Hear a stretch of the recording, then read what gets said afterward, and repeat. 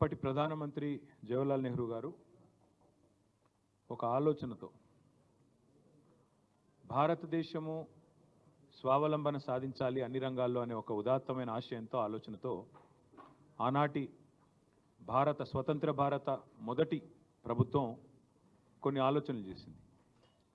అందులో భాగంగా పంచవర్ష ప్రణాళికలు, అందులో భాగంగానే వివిధ రంగాలకు సంబంధించి నిష్ణాతులతో సలహాలు, సూచనలు ఇవన్నీ తీసుకొని స్వావలంబన, స్వయం సమృద్ధి సాధించడానికి పబ్లిక్ సెక్టార్లో కొన్ని కంపెనీలను ఏర్పాటు చేసి తద్వారా ప్రైవేట్ రంగానికి కూడా ఊతమిచ్చి భవిష్యత్తులో భారతదేశం ఉజ్వలంగా ఎదగాలి, స్వతంత్ర భారతదేశం మీద భారత పౌరులందరికీ ఒక విశ్వాసం, కొన్ని ఆశయాలు, ప్రపంచంలోనే ఒక ఉజ్వలమైన శక్తిగా ఎదగడానికి ఎన్నో అవకాశాలు ఉన్నాయనే ఉద్దేశంతో చాలా రంగాల్లో కొన్ని కీలకమైన నిర్ణయాలు తీసుకొని ఆనాటి అప్పటి ప్రభుత్వాలు స్వాతంత్రం వచ్చిన కొత్తలో మరి కొన్ని చొరవగా కొన్ని ముందడుగు వేసే కార్యక్రమాలు తీసుకున్నారు. అందులో ముఖ్యంగా ఫార్మాస్యూటికల్, లైఫ్ సైన్సెస్ సెక్టర్, జీవ ఔషధ రంగానికి సంబంధించి, లైఫ్ సైన్సెస్ సంబంధించి అప్పటి ప్రభుత్వాలు కొన్ని నిర్ణయాలు తీసుకొని ఐడిపిఎల్ అనే ఒక సంస్థని మన హైదరాబాదులో, ఆనాటి హైదరాబాద్ స్టేట్లో, తర్వాత ఉమ్మడి ఆంధ్రప్రదేశ్లో కలిసిన తర్వాత ఉమ్మడి ఆంధ్రప్రదేశ్లో కలపడం జరిగింది. ఈ ఐడిపిఎల్ అనే సంస్థ Indian drugs and pharmaceuticals limited అనుకుంటాను దాని పేరు, సబ్జెక్ట్ టు కరెక్షన్. ఐడిపిఎల్ అనే సంస్థ నుంచి ఆనాడు రీసెర్చ్ జరగాలి, భారతదేశంలో బ్రహ్మాండమైన కార్యక్రమాలు చేయాలనే ఉద్దేశంతో ఐడిపిఎల్ అనే సంస్థను మన హైదరాబాద్లోనే నెలకొల్పడం జరిగింది. ఆ ఐడిపిఎల్ అనే సంస్థ ఎంత ఉజ్వలంగా పనిచేసింది, ఎంతమందిని తయారు చేసింది అంటే, తదనంతరం మన రాష్ట్రంలో ఫార్మాస్యూటికల్ రంగంలో పేరెన్నిక కలిగిన కంపెనీ డాక్టర్ రెడ్డి ల్యాబ్స్. ఆ రెడ్డి ల్యాబ్స్ నడిపిన, ఆ రెడ్డి ల్యాబ్స్ వ్యవస్థాపించిన పెద్దలు డాక్టర్ అంజిరెడ్డి గారు ఆ ఐడిపిఎల్ నుంచే వచ్చారు. తదనంతరం ఆ రెడ్డి ల్యాబ్స్ నుంచి చాలామంది, ఇవాళ ఎంఎస్ఎన్ ల్యాబ్స్ అని ఎంఎస్ఎన్ రెడ్డి గారు, హెట్రో నుంచి వచ్చిన పార్థసారథి రెడ్డి గారు, తర్వాత ఆరోబిందో వాళ్ళు, వీళ్ళందరూ కూడా ఐడిపిఎల్ అనే పేరెంట్ సంస్థ నుంచే, అందులోంచి వచ్చిన వాళ్ళే వీరంతా కూడా. ఈ ఉపోద్ఘాతం అంతా మీకు ఎందుకు చెప్తున్నా అంటే, ఫార్మాస్యూటికల్ రంగంలో హైదరాబాద్ అనే మహానగరం, తెలంగాణ అనే రాష్ట్రం వాళ్ళ భారతదేశంలో ఒక leader. 40% pharmaceuticals and bulk drugs భారతదేశంలో తయారయ్యేటిది మన తెలంగాణ, మన హైదరాబాద్ నుండే ఇవాళ వస్తూ ఉన్నాయి. ఇంకా ఒక అడుగు ముందుకేసి చెప్పాలి అంటే, కోవిడ్ సమయంలో పారాసిటమాల్కి ఎంత గిరాకీ ఉండేనో నాకంటే బాగా మీకే తెలుసు. ప్రపంచవ్యాప్తంగా పారాసిటమాల్కి షార్టేజ్ ఏర్పడింది. మనం డోలో రూపంలో తీసుకుంటాం, క్రోసిన్, డోలో. వాటికి సంబంధించి ఆనాడు అప్పటి అధ్యక్షుడు, అమెరికా అధ్యక్షుడు డొనాల్డ్ ట్రంప్ మన ప్రధానమంత్రి గారికి ఫోన్ చేసి, మీ భారతదేశంలో ఫార్మాస్యూటికల్స్ చాలా విస్తారంగా పనిచేస్తూ ఉన్నాయి, మాకు ఈ పారాసిటమాల్ కావాలి అంటే, డొనాల్డ్ ట్రంప్ గారు కూడా, ఆనాడు నేను మంత్రిగా ఉన్నా కాబట్టి తెలుసు, ప్రభుత్వంలో మేము ఉన్నాం కాబట్టి తెలుసు, ఆనాడు అప్పటి మన ముఖ్యమంత్రి కేసీఆర్ గారికి ఫోన్ చేసి, వాళ్ళ అధికారులు మన అధికారులు సయోధ్యతో, అండర్స్టాండింగ్తో ప్రపంచవ్యాప్తంగా ఉన్న పరిస్థితులను దృష్టిలో పెట్టుకొని పారాసిటమాల్ ఉత్పత్తిని కూడా పెంచాలి అని చెప్పి అప్పటి ఫార్మాస్యూటికల్ కంపెనీని పిలిచి మేము ఆనాడు ఒక ఆలోచనతోని వాళ్ళని కాన్ఫిడెన్స్లో తీసుకొని ఆ రంగాన్ని ముందుకు పోయినాం. 2014లో కేసీఆర్ గారు ముఖ్యమంత్రి అయిన వెంటనే కేసీఆర్ గారు మా అందరికీ కూడా, ఇక్కడ ఈ వేదిక మీద కూర్చున్న వాళ్ళం దాదాపుగా 4-5 అందులో కేసీఆర్ గారు క్యాబినెట్లో ఉన్నాం. కేసీఆర్ గారు మాకు ఒక్కటే చెప్పారు, క్యాబినెట్లో కానీ, శాసనసభ పక్ష సమావేశాల్లో కానీ, బహిరంగ సభల్లో కానీ, మనం అనుకున్న రాష్ట్రం వచ్చింది, ఇప్పుడు పంచాయతీలు పెట్టుకోవద్దు, ప్రజలతో వాళ్ళ ఆకాంక్షలకు అనుగుణంగా అభివృద్ధిని, సంక్షేమాన్ని ముందుకు తీసుకొని పోవాలి. మనకు ఆల్రెడీ ఉన్న స్ట్రెంగ్త్స్ ఏవైతే ఉన్నాయో, అది గతంలో పనిచేసిన ప్రభుత్వాలు కొన్ని మంచి పనులు చేసి ఉండొచ్చు, వాటి వల్ల ఉన్న స్ట్రెంగ్త్ ఏదైతే ఉందో దాన్ని కన్సాలిడేట్ చేయాలి, ఇంకా మన పిల్లలకు ఉపాధి అవకాశాలు పెంచాలి, ఏమైనా సమస్యలు ఉంటే వాటిని పరిష్కరించాలి, కొత్తగా వచ్చే రంగాల్లో పెట్టుబడులు ఆహ్వానించాలి. ఇంత ఒక ఇంటిగ్రేటెడ్ ఆలోచనతో కేసీఆర్ గారు ఆనాడు 3 హెలికాప్టర్లలో పారిశ్రామికవేత్తలను, అధికారులను, మా ప్రజాప్రతినిధులను తీసుకొని ఎక్కడ, ఎందుకంటే అది కూడా ఉత్తగానే ఆషామాషిగా చేయలేదు. మీకు బాగా యాదుకుండాలి, 2014 జూన్లో కేసీఆర్ ముఖ్యమంత్రి అయ్యారు. అయిన తర్వాత వెంటనే వారికి చైనాలో జరుగుతున్న world economic forum summer camp ఏదైతే ఉంటుందో, సమ్మర్ రిట్రీట్ ఏదైతే ఉంటుందో అక్కడికి రావాలని ఆహ్వానం వచ్చింది. చైనాలో దాలియాన్ అనే ప్రాంతంలో జరిగేదానికి కేసీఆర్ గారు పోయినారు. ఆనాటి అప్పటి పరిశ్రమల మంత్రి అప్పుడు జూపల్లి కృష్ణారావు, నేను ఇంకా అప్పటి ఇండస్ట్రీస్ మినిస్టర్ కాదు, ఐటీ మినిస్టర్ అప్పుడు నేను, ఆయన కూడా పోయినాడు. ఆయనతో పాటు అప్పుడు డిప్యూటీ సీఎం ఇంకా ఇప్పుడున్న కడియం శ్రేరి వీళ్ళందరూ పోయినారు. పోయిన తర్వాత అప్పుడు జగదీష్ రెడ్డి గారు కూడా పోయినట్టున్నారు.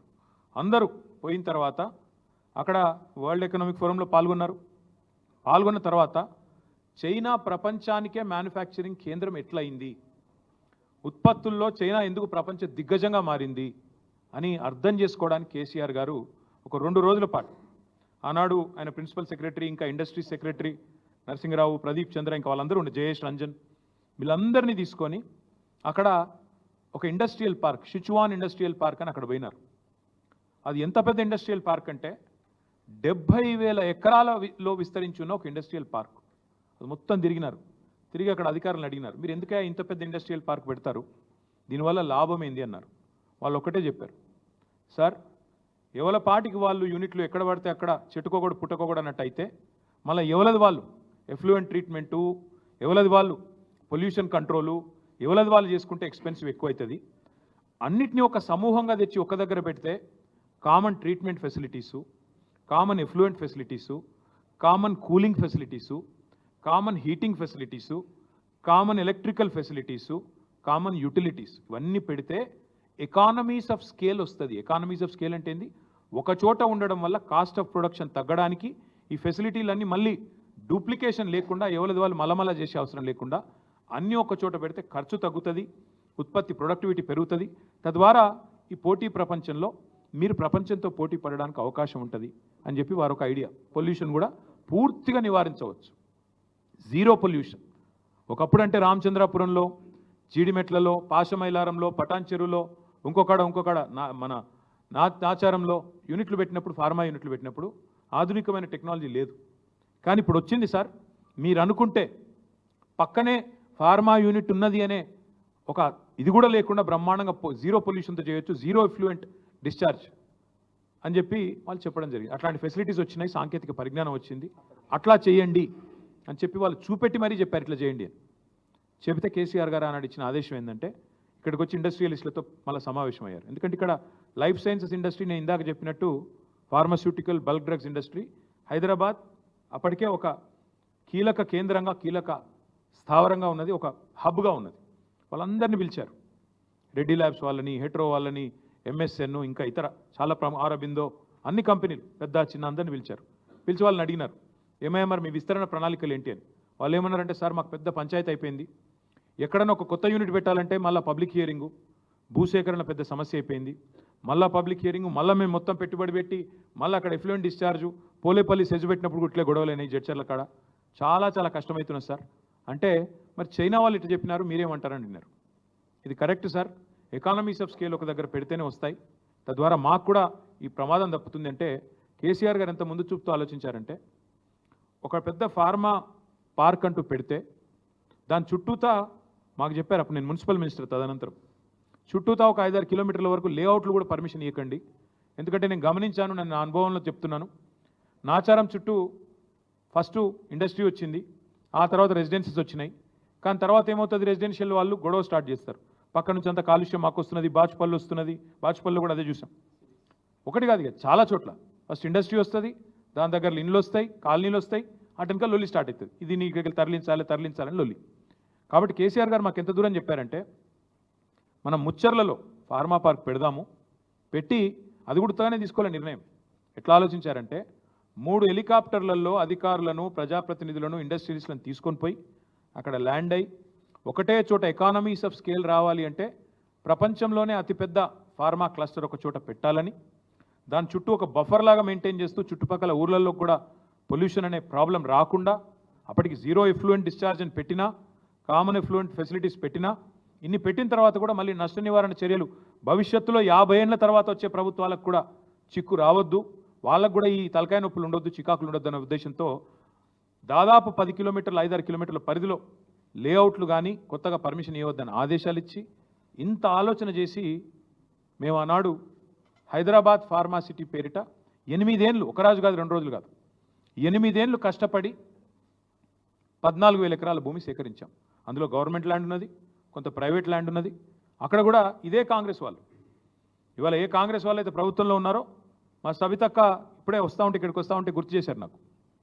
వీళ్ళే వచ్చి ఆ రోజు ఏం చెప్పారు, కోదండరెడ్డి గారు, కోమటిరెడ్డి వెంకటరెడ్డి గారు, మల్రెడ్డి రంగారెడ్డి గారు, వీళ్ళే అక్కడికి వచ్చి రేవంత్ రెడ్డి గారు, బట్టి విక్రమార్క గారు అక్కడికి వచ్చి ఫార్మాసిటీ దగ్గరికి వచ్చి మీ ఊర్లన్నీ కాలుష్యమయమైపోతాయి, నాశనం అయిపోతాయి, మీ భూములు తీసుకొని ప్రభుత్వం రియల్ ఎస్టేట్ దందా చేస్తున్నది అని చెప్పి నోటికొచ్చినట్టు వాగి సబ్జెక్ట్ తెలవకుండా, విషయం తెలవకుండా, పరిజ్ఞానం లేకుండా 13,000 14,000 ఎకరాలు 8 ఏళ్ళు కష్టపడి సేకరిస్తే దాన్ని బంగారు పల్లెంలో పెట్టి వీళ్ళకి అప్పచెప్తే ఇవాళ అనాలోచితంగా ఒక తుగ్లక్ మాదిరిగా, ఒక పిచ్చోడు మాదిరిగా ఈ ముఖ్యమంత్రి ఏందో రాగానే హైదరాబాద్ ఫార్మాసిటీ రద్దు అని ప్రకటించినాడు. దాంతో ఆ ప్రాంత రైతులు ఏమనుకున్నారు, అచ్చా ఫార్మాసిటీ రద్దు అయిపోయింది, మా భూములు మాకు తిరిగి వెనక్కి వస్తాయి అని రైతులు సంబరపడ్డారు ఆ 9 గ్రామాల్లో. ఎందుకంటే వాళ్ళకి మాట కూడా ఇచ్చారు.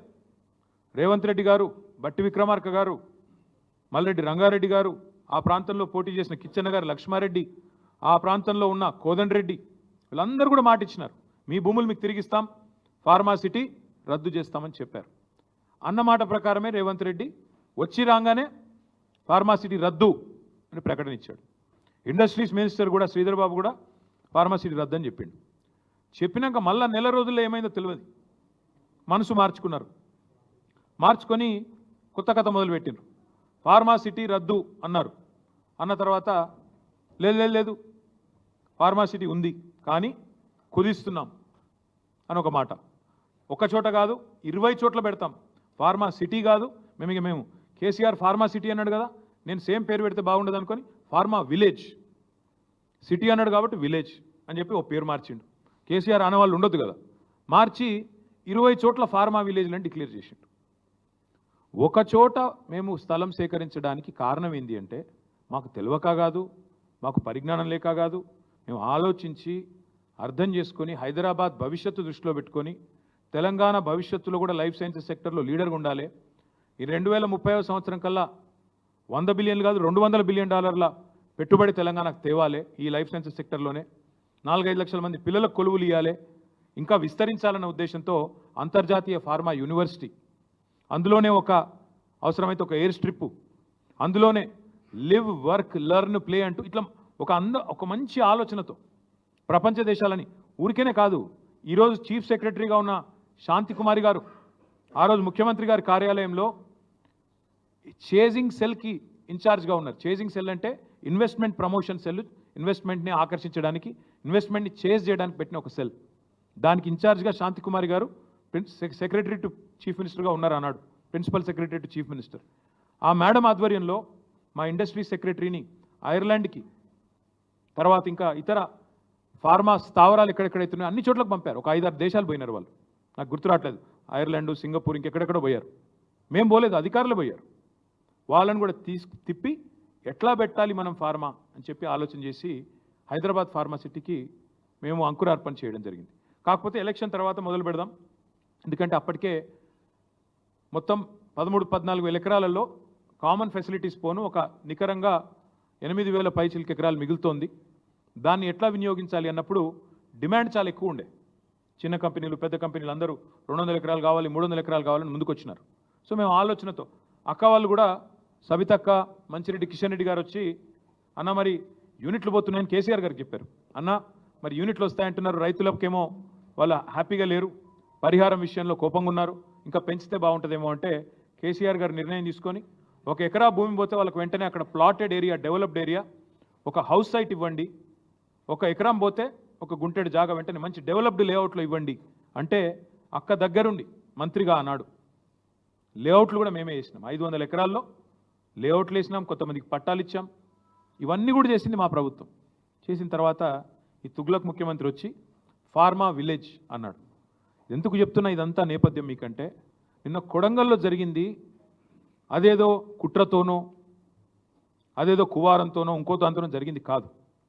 ఈ ముఖ్యమంత్రి యొక్క అనాలోచిత మూర్ఖ తుగ్లక్ విధానాల వల్లనే ఇవాళ ఒక్క కొడంగల్లో కాదు, మొన్న సంగారెడ్డి జిల్లా న్యాల్కల్ అక్కడ కూడా గొడవ జరిగింది. అక్కడ కూడా రైతులు మా భూములు ఇవ్వమని చెప్పి రోడ్డు ఎక్కినారు. కొడంగల్లో ఈరోజు కాదండి, దయచేసి నేను మీడియా మిత్రులను కోరుతా ఉన్న, ప్రజలకు కూడా వాస్తవాలు చెప్పండి. 6-7 నెలల కిందట, ఇంకెక్కువ 8-9 నెలల కిందట ముఖ్యమంత్రి సోదరుడు తిరుపతి రెడ్డి ఆయనకు ఒక ఫోన్ కాల్ వైరల్ అయింది. మీరు చూసే ఉంటారు, వినే ఉంటారు. ఏమని? ఒక రైతు ఫోన్ చేసి తిరుపతి రెడ్డి గారిని అడుగుతున్నాడు, మేము ఎందుకు ఇవ్వాలా మా భూములు, ఇవ్వకపోతే ఏం చేస్తుంది ప్రభుత్వం అని గట్టిగా అడిగితే, తన్ని తీసుకుంటాం ఆయన అన్నమాట, తన్ని తీసుకుంటాం నా కొడక అని మాట్లాడినాడు ఆయన. ఉంది, వైరల్ ఉంది, ఆ వీడియో ఆడియో తీయండి, తప్పకుండా వినండి. అంటే ఇది 6-7-8 నెలల నుంచి నడుస్తున్న కథ, రగులుతోంది కొడంగల్. మధ్యలో రైతులు ఒక్కసారి కాదు, అన్ని పార్టీల దగ్గర పోయినారు. మా కాడికి కూడా వచ్చినారు, ఇక్కడనే నా దగ్గర కూడా వచ్చి నన్ను కూడా కలిశారు. తర్వాత బీజేపీ ఆఫీస్కి పోయినారు, అందరి దగ్గర పోయినారు, ముఖ్యమంత్రి గారిని కూడా కలిసినారు. కలిసి చెప్పినారు, సార్ ఇది మంచిది కాదు, విరమించుకోండి. మొత్తం లంబాడ రైతులు, అక్కడ గిరిజన రైతులు, గిరిపుత్రులు, వాళ్ళందరూ పోయి అడిగినారు. అడిగితే పట్టించుకోకుండా ఏకపక్షంగా మేమేదో రారాజులం, చక్రవర్తులం, కొడంగల్ ఏదో మా సామ్రాజ్యం, మేము ఏదనుకుంటే అది జరగాల అనే పద్ధతుల్లో ఇవాళ మీరు తీసుకున్న అనాలోచిత పిచ్చి నిర్ణయం వల్లనే కొడంగల్ రగులుతున్నది. రోమ్ నగరం తగలబడుతుంటే నీరో చక్రవర్తి ఫిడేలు వాయించిండంట. ఈయన కథ కూడా అట్లే ఉంది. ఇవాళ కొడంగల్లో అగ్గి అంటుకుంటే, కొడంగల్లో ఇవాళ 16 మంది రైతులు జైలుకు పోతే, కొడంగల్ ఎమ్మెల్యే ఎన్నో ఆశలతో ప్రజలు గెలిపించిన ఎమ్మెల్యే, ముఖ్యమంత్రి అయి మమ్మల్ని ఉద్ధరిస్తారనుకుని గెలిపించిన ఎమ్మెల్యే ఎక్కడున్నాడండి? నాకు అర్థం కాదు. మహారాష్ట్రలో ఢిల్లీ పెద్దలకు మూటలు మోస్తూ వాళ్ళకి ఇవాళ తాబేదారుగా ఇవాళ అక్కడ తిరుగుతూ ఉన్నాడు. నేను అడుగుతా ఉన్నా రేవంత్ రెడ్డిని, సొంత నియోజకవర్గంలో రైతులు ఆందోళన చేస్తుంటే, రైతులు అక్రమ అరెస్టులై జైలుకు పోతుంటే, మా నాయకుడు పట్నం నరేందర్ రెడ్డిని ఇవాళ ఒక టెర్రరిస్ట్ని ఇడ్చుకపోయినట్టు నేను తెలియక అడుగుతా ఉన్నా. కనీసం వాళ్ళ భార్యకు ఇన్ఫర్మేషన్ ఇచ్చిండ్రా? అరెస్ట్ వారెంట్ ఉందా? అసలు వాళ్ళు పోలీసులు మఫ్టీలో చెతకపోతారండి? ఆయన ఏమైనా బందిపోట, తీవ్రవాద?